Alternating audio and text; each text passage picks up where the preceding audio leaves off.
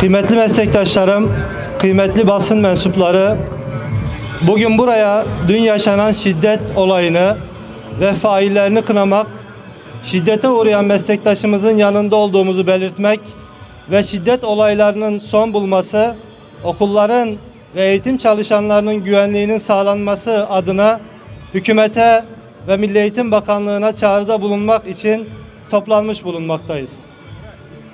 Eğitim sistemimizde aktör olması gereken öğretmenin ikinci plana itilmesi, öğretime ağırlık verilmesi, eğitim boyutunun ihmal edilmesi, bunun sonucunda meydana gelen şiddet olayları, öğretmenlerin alaya alınması, darp edilmesi ve öldürülmesi geleceğimizi karartacak bu erozyonu ciddi bir şekilde düşünmenin zamanının geldiğini, hatta geçtiğini net bir şekilde göstermektedir. Eğitimciye yapılan saldırıyı topluma ve toplumun geleceğine yapılmış bir saldırı olarak görüyoruz. Eğitimin başı öteden beri şiddetle derttedir. Bugün de yeni bir saldırı olayı nedeniyle bir araya gelmiş bulunmaktayız. Gözü dönmüş bir öğrenci velisi tarafından darp edilen Mustafa öğretmenimizin korumak, bilgiyi, ilmi, şuuru korumak anlamına gelmektedir. Toplum olarak şiddeti normalleştiren duyarsızlığa savaş açmak zorundayız. Öğretmenlik mesleği bana bir harf öğretenin 40 yıl kölesi olurum anlayışından veliler ya da öğrenciler tarafından gelebilecek saldırılara karşı hazırlıklı olunması gereken bir meslek haline getirilmiştir. Bu gidişat bizi endişelendirmektedir. Eğitim ve şiddeti aynı cümle içerisinde kullanmak bile bize derinden yara açmaktadır. Şiddetin egemen ve baskın olduğu yerde sağlıklı ve verimli bir eğitim ortamından bahsetmemiz imkansızdır. Eğitimciye saldırıyı topluma ve toplumun geleceğine yapılmış bir saldırı olarak görüyoruz.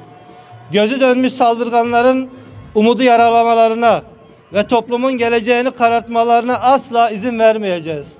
Bu saldırganlara karşı toplum olarak, ülke olarak önlem almak zorundayız. Öğretmenlerin hayatına kasteden bu saldırılara karşı önleyici ve caydırıcı tedbirler hayata geçirilmelidir. Öğretmene uzanan eller kırılsın. Öğretmene uzanan eller kırılsın. Öğretmene uzanan eller kırılsın. Okullarda güvenlik önlemleri arttırılmalı. Okullarımızda güvenlik tedbirleri arttırılmalı. Bu tür saldırılara karşılaşanların, bu tür saldırılara karışanların kamu hizmetlerinden faydalanmalarına yönelik kısıtlamalar getirilmelidir. Bu tür şiddet olaylarının önüne geçmek için Milli Eğitim Bakanlığı'na ve hükümet yetkililerine çağrımızdır. Daha önce yaşanan şiddet olaylarında tepkimizi ortaya koymuş ve öğretmen meslek kanununda mutlaka öğretmeni şiddete karşı koruyacak yasal bir düzenleme olmalıdır demiştik. Gerek eylemlerimizde, gerek kampanyalarımızda öğretmenlerimizin hayatı tehlikesi olduğunu haykırmıştık. Bu artık bir zorunluluk. Öğretmenlerimizin bu şiddet sarmalından kurtarılıp onlara hak ettikleri değerin verilmesi gerekmektedir. Şiddeti önleyici tedbirleri de kapsayan Öğretmen Meslek Kanunu ivedilikle güncellenmeli. Anayasa Mahkemesi'ne giden Öğretmenlik Meslek Kanunu hazır gündemde iken ve bu olayın üzerine Öğretmenlik Meslek Kanunu güncellenmeli, öğretmeni şiddete karşı koruyacak yasal bir düzenleme bir an önce yapılmalıdır. Öğretmeni koruyan meslek kanunu. Öğretmeni koruyan meslek kanunu. Öğretmeni koruyan meslek kanunu. Saldırıların önüne geçilmesi için Öğretmen Meslek Kanunu'nun bir an önce eğitim çalışanlarını ve eğitimcileri şiddete karşı koruyacak şekilde güncellenmesi gerekmektedir. Bu noktaya gelmemize öğretmeni haksızlığa ve saldırıya açık hale getiren politikaların ve disiplini rafa kaldıran uygulamaların sebep olduğudur.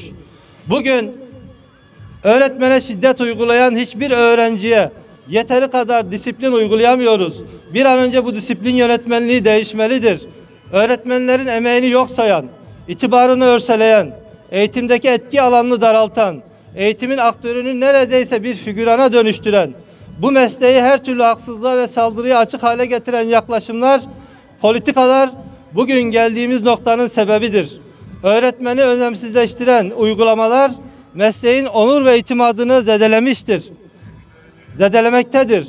Yaşanan mesleki erozyon öğretmeni savunmasız bırakmış, saldırıları açık hale getirmiştir. Başta Milli Eğitim Bakanlığı olmak üzere tüm ilgililerin iştirakıyla acil çalışma yapılması, caydırıcı düzenlemelerin hayata geçirilmesi gerekmektedir. Basına, sivil toplum kuruluşlarına, bilim adamı, aydın ve sanatçılara da büyük görevler düşmektedir. Topluma verdiklerine ters orantılı olarak yeteri kadar mağdur edilen öğretmenlerimiz ilgisiz, desteksiz, çaresiz bırakılmamalıdır. Öncelikle Milli Eğitim Bakanlığı misyonuyla yakıştıramadığımız ve anlaşılmaz bir şekilde her defasında öğretmeni zora sokan, mağdur eden uygulamalardan bir an önce vazgeçmeli. Onları en etkili ve güven verici tarzda korumalıdır. Bu önlemleri almak için yoksa başka darpların, ölümlerin olması mı beklenmektedir? Harekete geçmek için daha kaç eğitimcimiz kurban verilmesi gerekiyor? Milli Eğitim Bakanlığı bu tür olaylarda sessiz kalmamalı. Personeline sahip çıkmalı. Gerekli açıklamaları yapmalı. Gerekli adımları atacak iradeyi ortaya koymalıdır.